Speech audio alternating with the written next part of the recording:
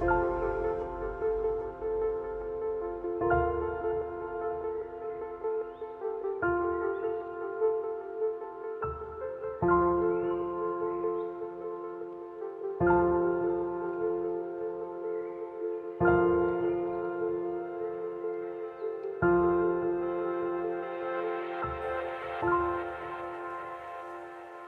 buenas tardes a todos y a todas. Soy María Luisa Méndez. Good afternoon, everyone. My name is María Luisa Méndez, Director of COES.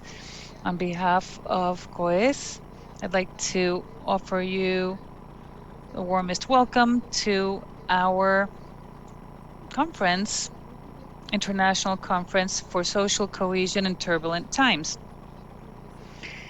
The current situation has brought up a topic and concept that is ever present. It is multidimensional, and it makes us ask ourselves about new social pacts. This concept of social cohesion, always present in social sciences, currently makes us think about the horizon that the role of the state has ahead of itself, of social, civil societies, diversity, and everything that involves a society that has legitimate order. So given the mission of our center, a center that is oriented to studying social cohesion and conflict, oriented to research and development in a collaborative fashion, and that is also encouraged by its participation in public debate, we deemed it necessary to dedicate 3 days of work this year to think about social cohesion within this context that we have called turbulent times. So these 3 days, we will be addressing these challenges as well as others in a cross-cutting fashion. First, social cohesion, inequality, and elites.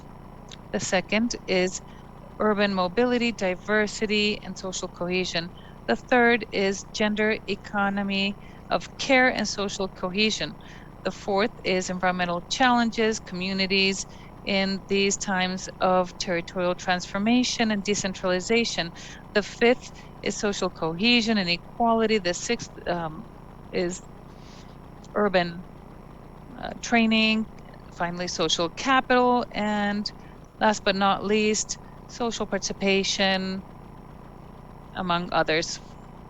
We've configured 24 months with a total of 32 talks by different institutions and public organizations coming from different regions of Chile and other 14 countries. Apart from these 24 roundtables, we will have some results of publications from before COES and, of course, social dialogue. We will have a documentary and, of course, the ongoing posters, academic posters, which are extremely important for us because that is where young researchers can present their work. This is the 8th conference that we organize as a center, and it is the 7th that we've carried out because, of course, in 2019, it had to be suspended for reasons well known to all. And although this is the 2nd time that we organize such an event virtually, given the current scenario of the pandemic, we have wanted to innovate and to offer you a virtual platform that has a series of interesting opportunities, and we believe that you will be able to take advantage of them. During this first day of the COES Conference 2021, we have renowned speaker. I enormously thank her for being here today. It is a pleasure for our center to have with us Delia Baldassarri. I don't want to take any more time from her. I would like to offer the floor to Mr. Espinoza, who will be moderating the talk.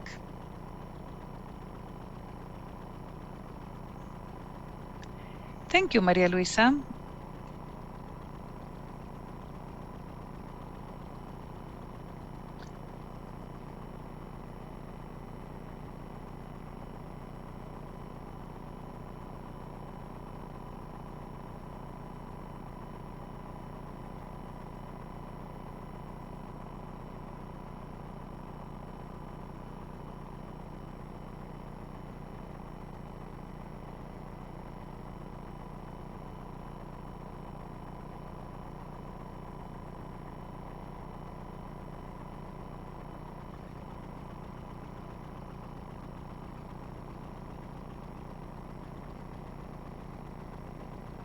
since she holds 2 doctoral degrees in the same discipline, but this would be misleading, since her research spans through several fields, having social network analysis as a focal point. I'd like to stress briefly a few of their lines of inquiry that converge with COES research interests. Being COES a multidisciplinary center. In political sociology and public opinion studies, she published the book, The Simple Art of Voting, which is about the cognitive characteristics of Italian voters. She also has offered a competing explanation to ideological polarization, the process of ideological polarization, which she associates with partisanship rather than other phenomena. And another key publication in this area refers to networks of political beliefs. Her studies on social segregation have discussed the compositional effects associated with territories with regard to social capital. Her work in this area develops the argument of social capital to context of social diversity and individualization. A provocative argument here refers to the role of markets in fostering social cohesion. I'm sure we will hear something about this in her conference. Delia Baldassarri has also made great contributions regarding the solutions to social dilemmas, intending to establish or found the mechanism that make cooperation emerge and work. In this field, her work stresses the microsocial processes of internal dynamics in social groups. She is a strong proponent in the methodological area. She is a strong proponent of experimental field methods. She published in 2020 with Maria Abascal a survey in the Annual Review of Sociology. In her studies, she combines with experimental methods with social network analysis and survey questionnaires. I will not extend this presentation anymore, but will leave the floor to Delia Baldassarri, which will offer today the opening conference of this meeting on diversity and pro-social behavior. Delia? Thank you. I hope you can all hear and see the screen. Perfect. So first, before getting into the interesting. Okay. I want to acknowledge my collaborators on some of the research I'm going to present today. Ioana Jareke and Max Schaub, who were part of a team in Bocconi in Italy, sponsored by European Research Council. The interest in the topic of diversity and prosocial behavior started from the general process of ethnic differentiation that North America and Western Europe has experienced in the last 30 years. The diversification of these territories have made both pundits and scholars start wondering about the effects of diversification. And several studies have come to the conclusion that there is a negative association between ethnic heterogeneity on the one hand and a series of collective outcomes at the community or national level, like levels of self-reported trust, political participation, social capital. I won't get into the details of this literature at all. The one thing I want to point out here, because it was the beginning of my thinking about this topic, is that scholars really quickly embraced this finding that diversity, ethno-racial diversity, brings about negative outcomes for the collectivity. And the reason I believe this is the case is that most of us carry a communitarian conception of trust and social capital, which is based on social homogeneity and similarity. And in this view, cohesive groups and closed-in networks do facilitate the emergence of trust, reciprocity, shared norms.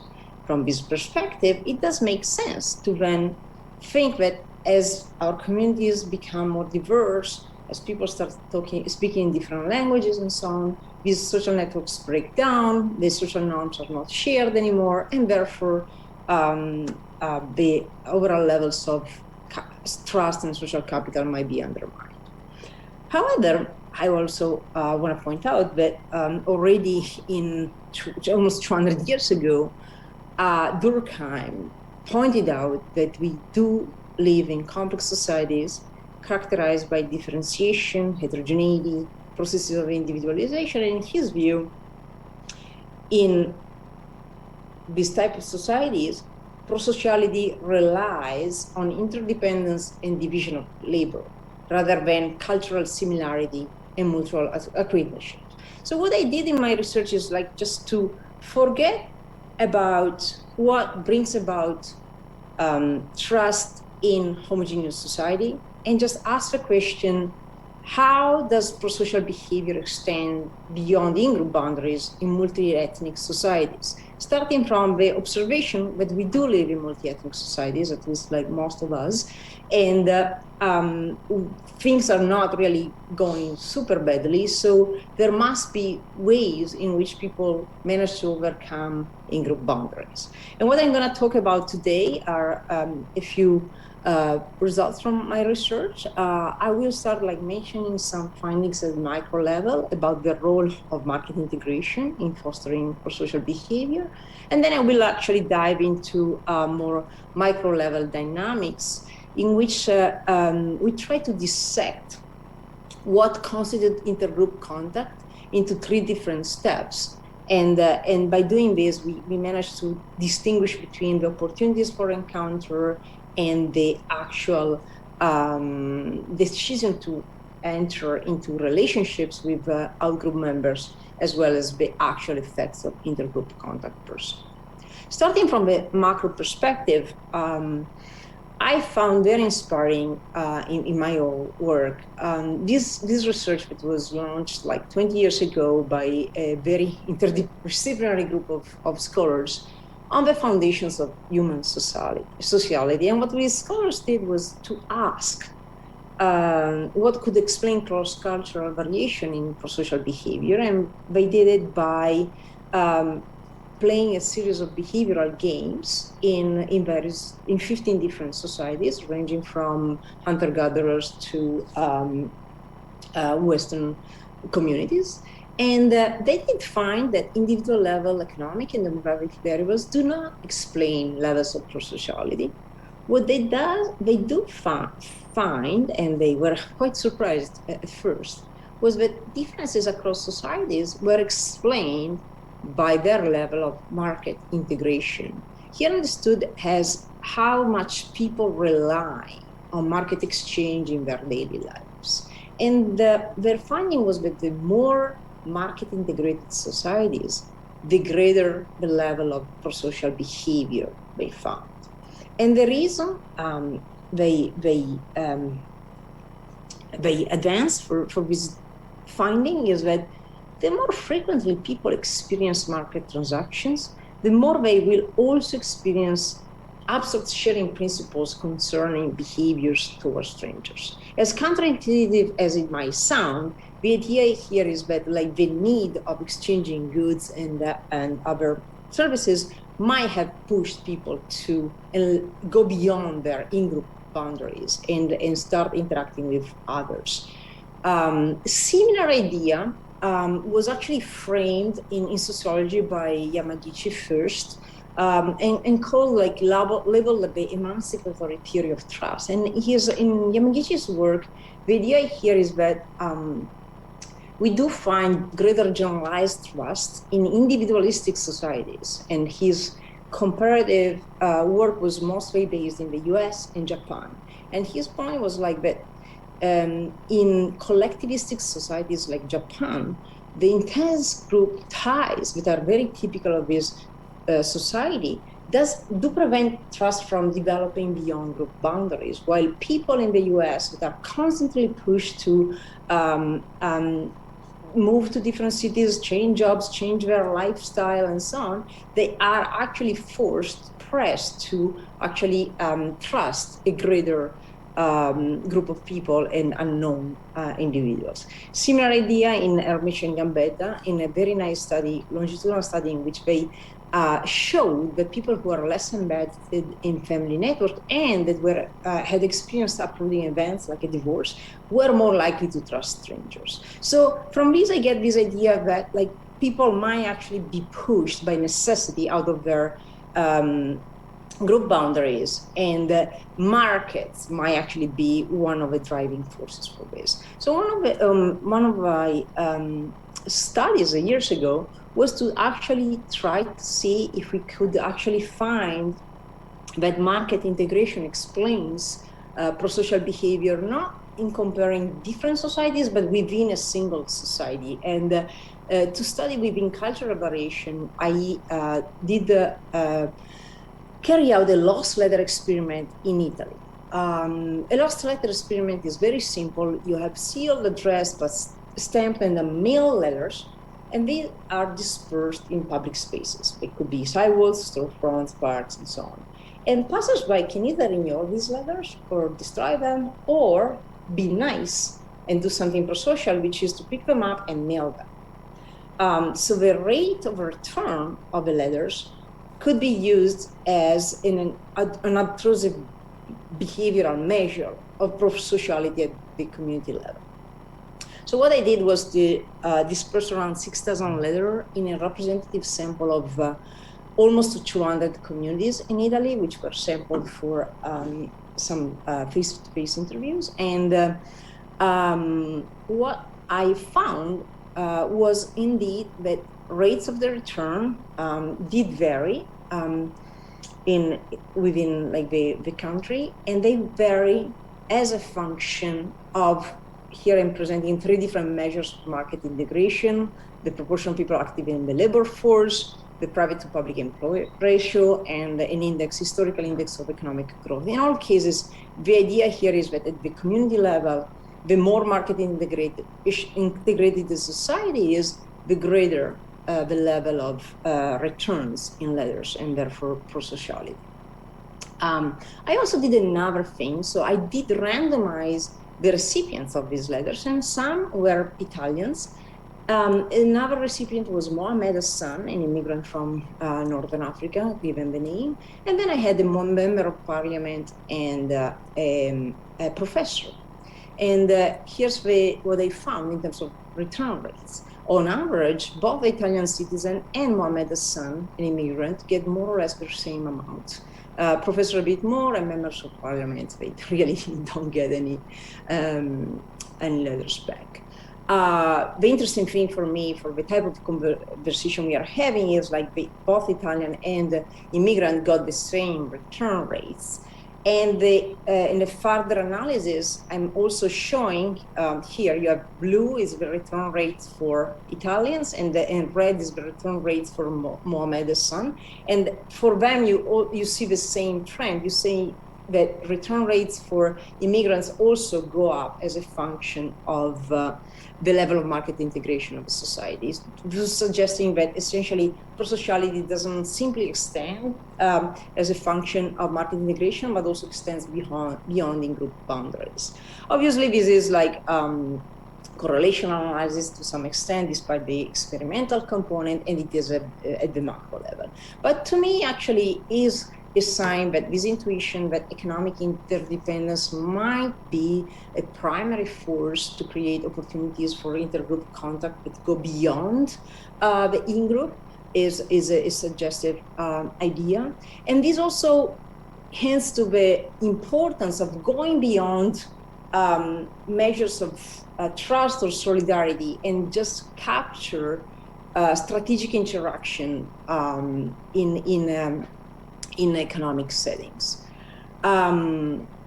These are considerations, however, that start on assumptions that indeed, if greater exposure to outgroup members would lead to greater prosociality. But this is a micro-assumption that has not been tested by this literature. And so my next step was to actually ask whether exposure leads to greater prosociality.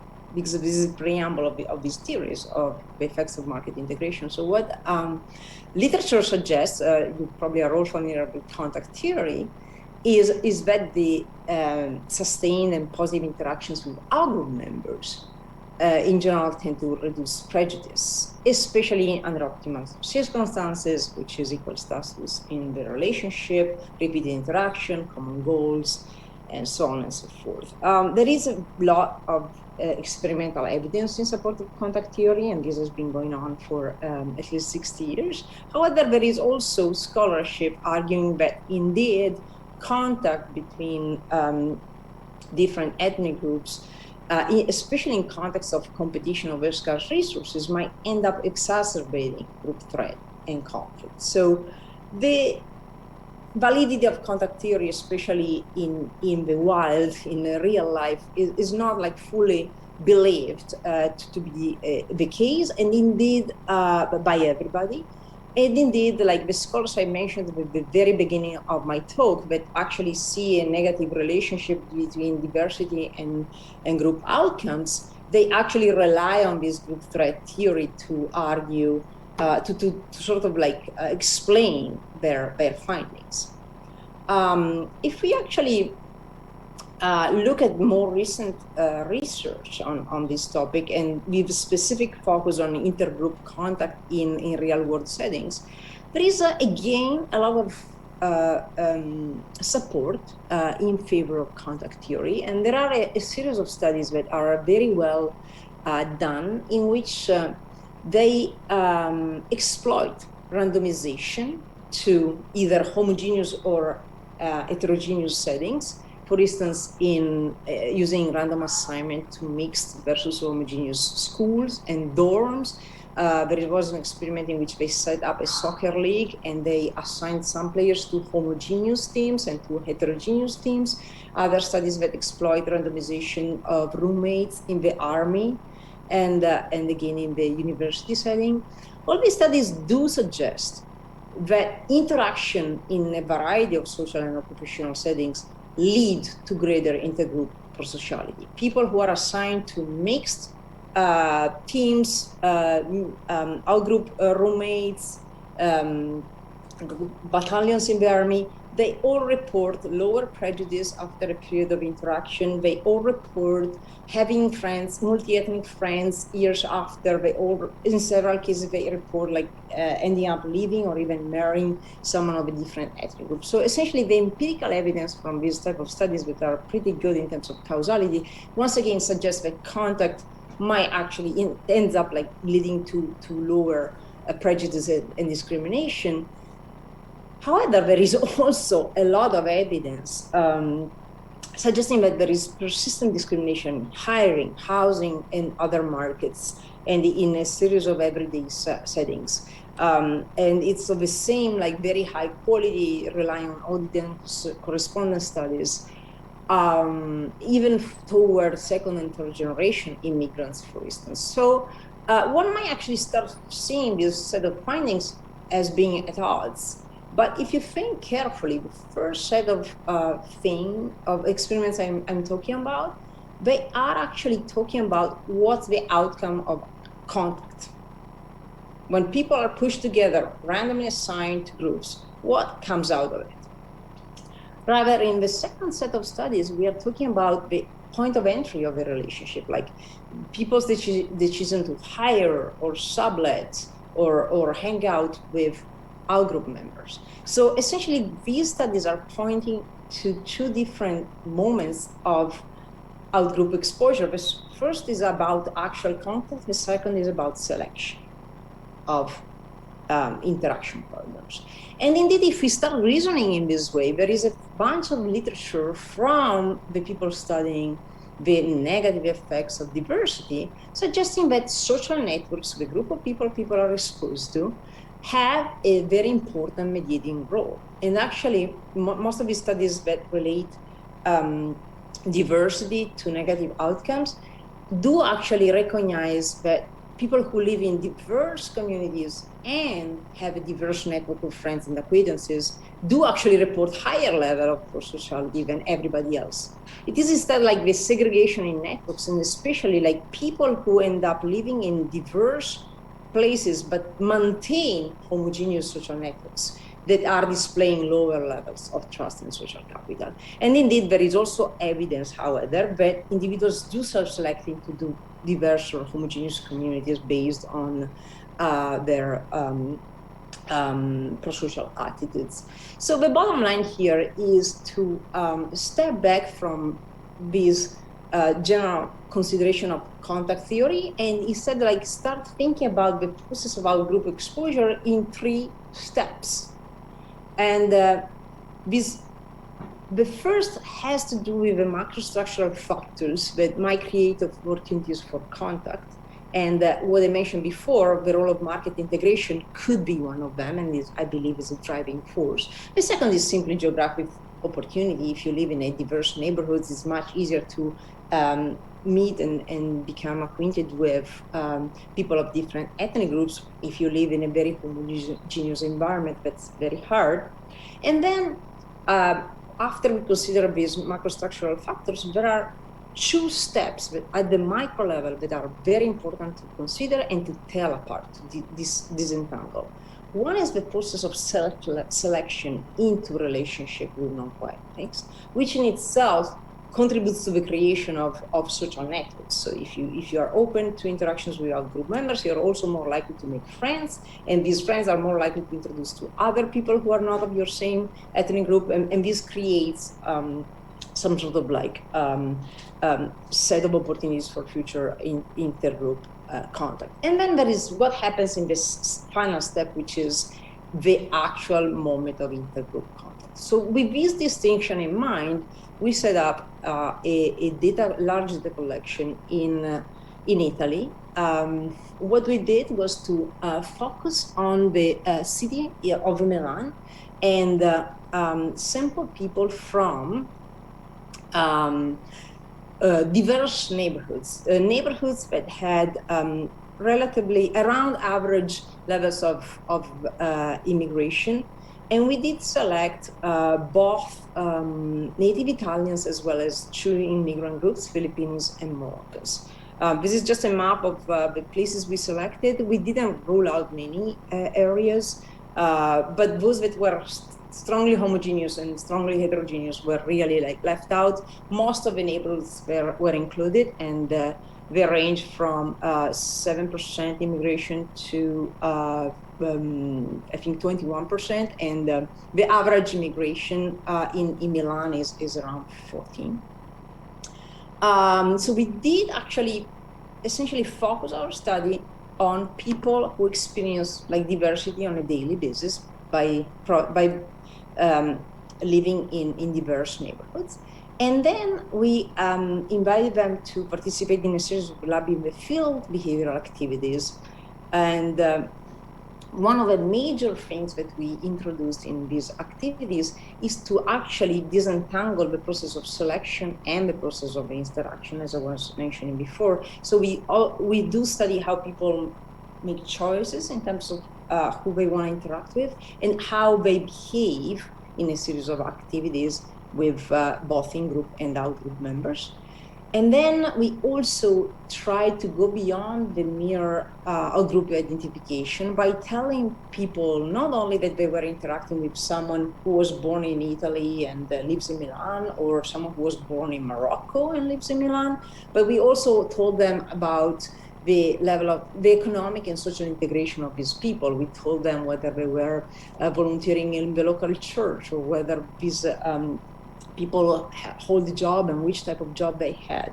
So we provided like the experience of interaction with somebody with a series of characteristics, including their economic and social integration in the life of the city, not only their ethnic background. And finally, what we did was to not only just look at overall levels of prosocial behavior in terms of donation using a dictator game, but really focused on strategic interactions. What people do when they are in interactions in which they have to anticipate the level of trustworthiness and competence of the other person. Going back to the initial idea that like what might be important for social integration is actually the market, and therefore not simply like solidarity and feeling good type of behavior, but really like the decision of hiring people or sending your kids to the same schools. So the first set of results I'm going to present are from a dictator game, which is usually used in order to measure overall levels of solidarity or altruism. In a dictator game, people are allocated, in this case, like 10 euros, and they were asked to decide how much to keep and how much to split with another person. They could keep everything or give an amount of, and whatever was given, it would be the other person to keep to himself. Whatever they decided to keep, they would keep and bring home. And this was totally anonymous. The other person was not in the room, couldn't actually be reconducted to them, and so on. So what we found was that essentially when asked to split 10 euros, Italians end up like giving more or less the same amount, both an in-group member, another Italian, or an out-group member, which in this case was an immigrant from 6 different possible locations. Filipinos and Moroccans also do the same, so they actually give us more or less the same amount to both their in-group members and out-group members. The out-group member for immigrants is always an Italian. And looking a bit more in detail at the behavior of Italians, we distinguish between the nationality of the recipients they were paired with, and again, we don't find like significant differences whether they were paired with a Peruvian, a Filipino, and so on. Obviously, as you can imagine, people had slightly different stereotypes with respect to different immigrants groups. So we wanted to see whether like this sort of like coalesce into like different discriminatory behavior towards certain groups or others. We didn't see much of this in all our research. Obviously, if you like dig into the Italian behavior, we would actually find that people who are more hostile to immigrants tend to give less to our group members, and people who are instead like more left-wing and in favor of immigrant rights tend to give more to the in-group member.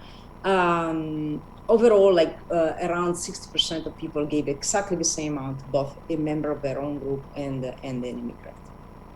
Okay, now we move on to something slightly more interesting, which is how do people behave when they are interacting in strategic settings with out-group members and in-group members. And here I am actually first going to present results of a trust game. In a trust game, what happens is that people receive 10 euros and the other participant has nothing. They have to decide if and how much they want to give to the other person. Then we would triple that amount, and then the other person might decide how much to give back. So essentially, by giving everything, people would actually be able to maximize their outcomes, because we would actually triple the amount. So if they give 10 euros, we give to the second person 30 euros, and then this person might decide to give back half, and everybody would be better off. But obviously, the first player, the truster, would decide to give an amount only if they feel that they can trust the other person to give back something. So that's why it's called the trust game. And we look only at the behavior of the first mover, the person who decides to give and how much. And we did pair people with, in this case, you have an example here, you've been paired with Farida, who lives in Milan, was born in Morocco or any other place. We gave an age, and here we are indicating her profession, works in elderly care. In our cases, we, for instance, here you see the other categories. We told them that this person likes to watch TV on going walks, volunteers at the local church or mosque, has a factory job, elder care, or is a class representative. So we wanted to give them a sense of the fact that these people are more or less involved in this economic and civil life of the city. And here's what we found in terms of contribution. So essentially here I'm plotting the results showing whether people decide to give more to either Italians, Chinese, and so on, and in this trust game, and we don't find any distinction with respect to the nationality of the person they were paired with. Well, we do find that essentially involvement in some sort of voluntary activity, as well as working in elderly care in other cases also for the factory job is significant. Essentially, we do find that the involvement in the civic and economic life of the city does signal trustworthiness, while the ethnicity is discounted, like it's not taken into account. Now, this is what actually we invited like all the participants to do, but actually half of them, before being asked to do this, to decide what to do in this trust game, were given the opportunity to choose who they were paired with. So half of them were just paired with somebody. The other half, we told them, you can either do this activity with an Italian who loves to watch TV or go on walks, or you can do this with either an Italian or an immigrant who is like works in elder care or does one of the other activities you have seen. And this allows us to actually be able to tell whether if given the opportunity to choose, people will actually discriminate. And indeed, this is what we found. We did find that immigrants were actually around 10% less likely to be chosen as partner in these activities. And instead, like signaling like engagement in the economic civic life gives a signs of is taken as a very strong sign of trustworthiness, and that works for both immigrants and Italians. So essentially, in this activity, we did find that the discrimination occurs in the moment of choosing somebody, while it doesn't show when people are stuck into the activity and have to do it. We also did something else to test this same idea, and we essentially looked at the behavior in a different activity, a competence game. In this case, people were told that they had to solve this logical puzzle, and the solution is quite easy. And they could make 6 years if both themselves and the other person they were paired with would actually solve it correctly. So in this, and then we asked them again, like, you're gonna be paired with either, and you can choose whether you wanna work with an Italian who works in a supermarket, or whether you wanna be paired with an Italian immigrant who either watches TV or is a teacher. So in this context, you need to choose someone who has the logical competence to solve that puzzle. So nothing else should matter. And what we did find is indeed that being a teacher is like the strong signal that everybody goes for. Like people given an opportunity to choose a teacher, they would actually end up choosing it like 30% more than anything else. Immigrants, however, did experience some discrimination, so they were less likely to be chosen. If you look at the interaction of this, we do indeed find that Italian teachers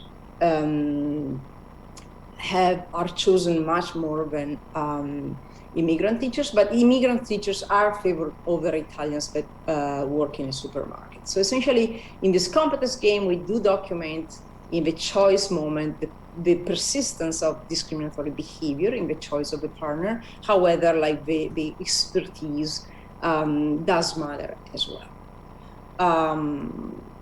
So in both cases, we find that the moment of choice is the moment in which some discriminatory behavior reveals itself. Finally, going back to the original graphic that I presented, I was arguing that there is a moment of self-selection into networks, and networks themselves then create opportunities for further encounters. So the last step is to test whether the actual heterogeneity of the people's networks, and this is not experimental, this is the the type of networks that they report having from their real life, whether these networks and their heterogeneity does predict their behavior in the games. And we did find that people who reported having more heterogeneous friendship networks ended up both contributing more in the Dictator and Trust game, and by far being much more likely to choose a non-coethnic when given the opportunity. And the contrast, like having negative experiences with immigrants, leads to different behavior. So this last step allows us to sort of think about those three steps as a loop and say, well, there is some evidence that exposure to heterogeneous networks does in itself lead to greater both like prosocial behavior and future choice of our group members. To wrap up the findings, what we did find in this research was that economic and civic integration visibly improved the perceived trustworthiness and competence of both Italians and immigrants. And however, when allowed to choose, Italians do prefer to interact with other Italians. However, when pushed to interact with immigrants, when they are dropped in situations in which they are forced to interact with immigrants, Italians generally treat them similarly to how they treat co-ethnics. And previous positive interactions with immigrants do lead to a greater willingness to interact with them. So if we go back to the original question I had, and ask me how I think that prosociality extends beyond in-group boundaries, I do actually think that humans have an innate tendency to stick to the in-group, and we do still see it in this like selection process that I documented here.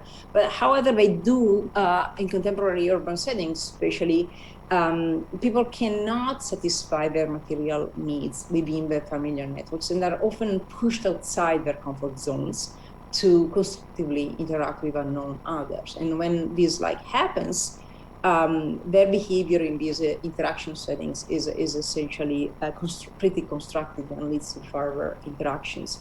And in fact, the idea is that this enhanced frequency of interactions with our group members might contribute to normalize their experiences and be conducive in the long term to greater generalized prosociality. However, we can totally ignore the fact that there is a persistence of in-group selection, and the extent to which this manifests itself in diversifying communities might be an explanation for some of the scholarship that reports negative relationship between diversification and outgroup outcomes. However, in more general terms, what we do know is that there is greater hostility toward immigrants in regions where immigration is low. And this is the case in Europe, and is definitely the case in the US as well, which suggests that in urban multi-ethnic settings, the dynamics of interactions end up like being more inclusive, therefore supporting that model that I was introducing early on. Thank you for your attention, and I look forward to your questions. Can I stop sharing, or should I keep it?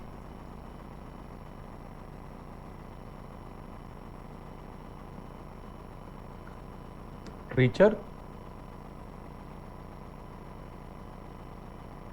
I don't know. Okay, it's okay. I can keep it. I don't know. I mean, looks like Richard's not listening to us. So thanks, Delia, for such a wonderful presentation. Yeah, I'd like to comment on many things, but first of all, I'll check if we have some questions. Someone said, okay, I can stop sharing. Yeah, you can stop sharing. Yeah, so, that's right. Thank you. Great. So, yeah, no, I don't see any questions here or right here either. So, okay. So, I mean, I'd like to ask you about this model you have Sure. of exposure, self-selection, and how that it leads to prosocial behavior. I understand that the main process driving to group hostility, I mean, to out-group hostility, should be self-selection. I mean, when it occurs, then there is hostility or there is discrimination of groups, but in other contexts, this doesn't occur. I mean, when you are forced to share with other groups.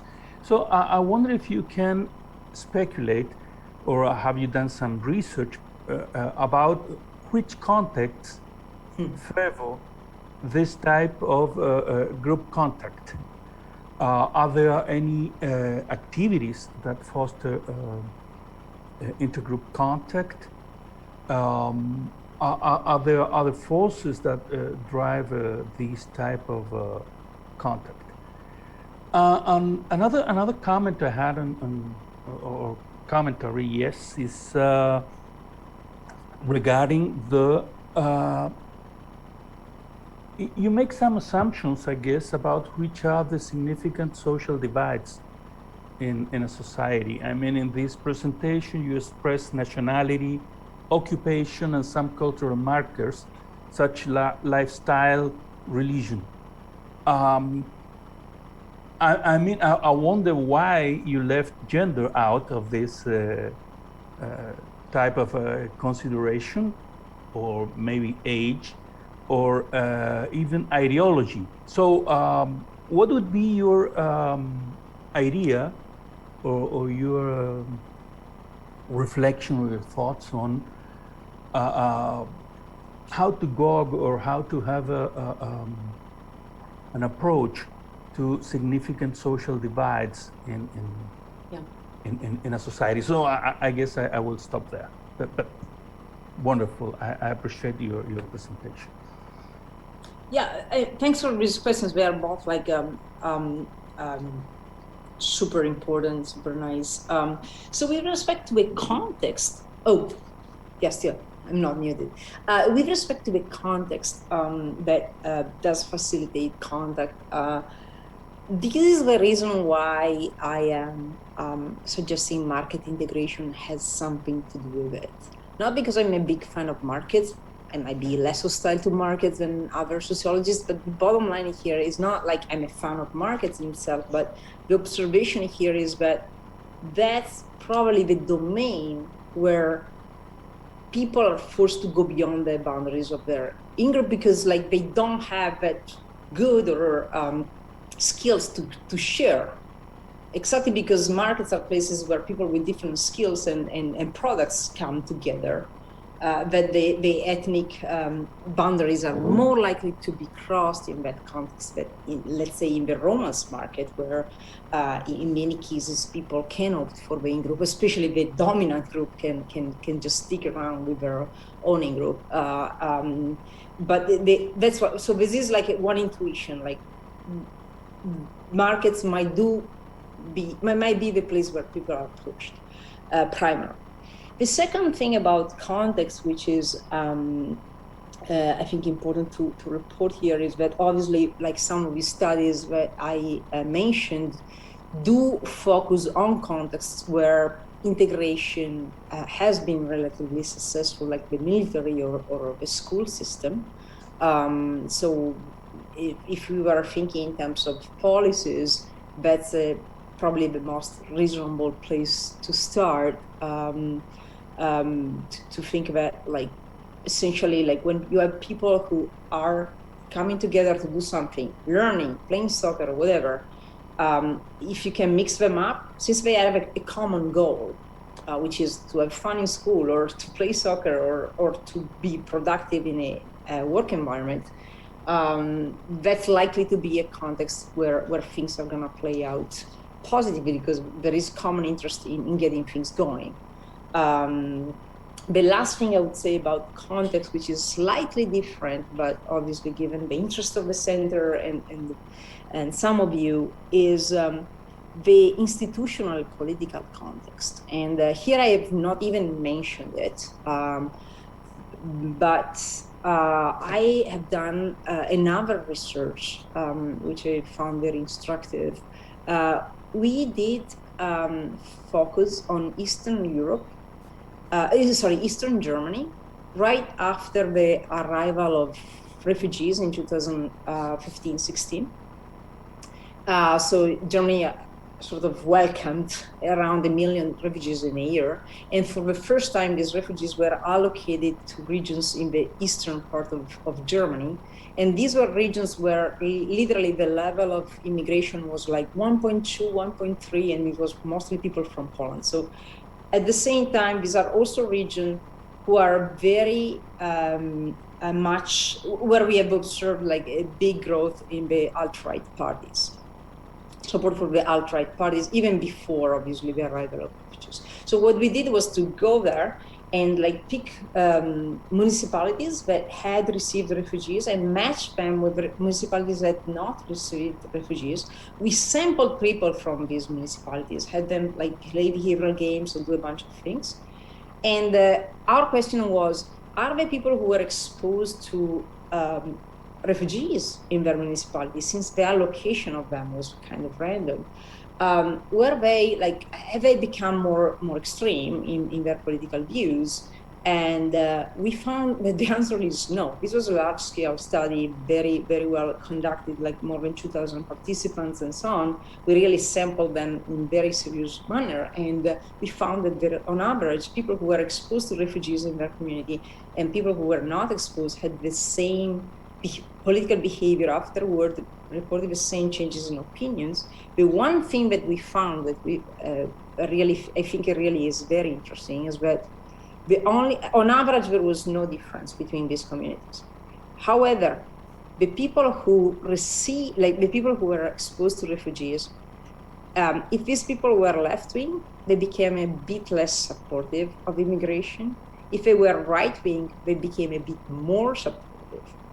And I actually labeled this a reality check, meaning that these were people, because of historical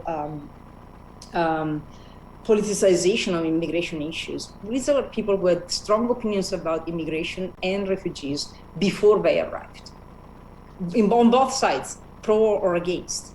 And once they got them in their communities, they actually just changed, became more moderate in the sense that they had this reality check. On the right, they realized they are not monsters, and on the left, they probably realized it's not all like a romance. But this, I want to mention this because it's totally absent from what I'm presenting today, but it's very relevant, I believe. Like the extent to which the issue is politicized might actually do create some barriers to contact and other things. So I wouldn't go all the way psychological and say contact is the only thing that matters, because indeed I learned that there are other things that might actually just frame attitudes toward contact, and especially might inform people's decision to enter in interactions with. Okay, Delia, so we have only 1 minute, I guess, to finish this. So I have another question. So I'd like to take the opportunity to invite you to continue this conversation in some other occasion. I hope you will agree. But these questions are one regarding the intergenerational contacts. This is from Fidel Molina Luque from the University of Lleida in Spain. And he says there is wide evidence that intergenerational contact drives pro-social behavior. And the other one is from Alejandro here in Chile about the mechanisms of selection for schools, whether random selection in school would help to develop pro-social behavior. Yeah, so intergenerational contact, thanks for the questions. We do not find affects much in terms of age and also gender, to respond to your previous questions. We do tell the age and gender of the other person, so we could study that. There are some gender dynamics. Women are deemed less competent, even if they are teachers and so on, but they don't cut across they don't interact with ethnicity effect. But in general, the intergenerational aspect of the story is extremely important.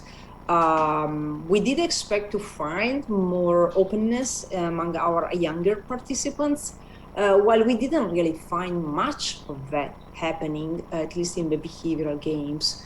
I mean, it's there, especially if people are exposed and these to our group members in the formative years. And this gets to the education question, which is, I think that yes, educational policies are actually very important. However, the education context and the choice of schools is the one moment in which, like, the decision of parents factors in quite highly. So essentially, it's very hard to imagine a world in which you're really 100% forcing parents to send their kids to whatever assigned school in any country, of course not in the US, but definitely not in Europe as well.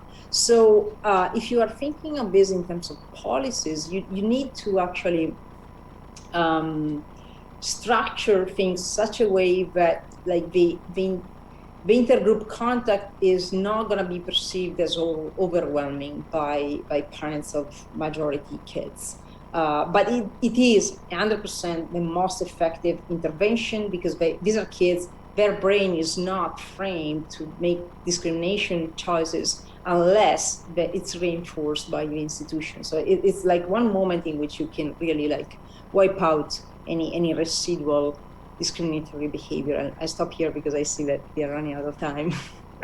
Okay, thank you, Delia. I hope we can continue this conversation some other time, because we all have many other questions to Sure, ask. thank you for inviting me. Great. It was a pleasure. See you around. Okay, thanks. Bye-bye.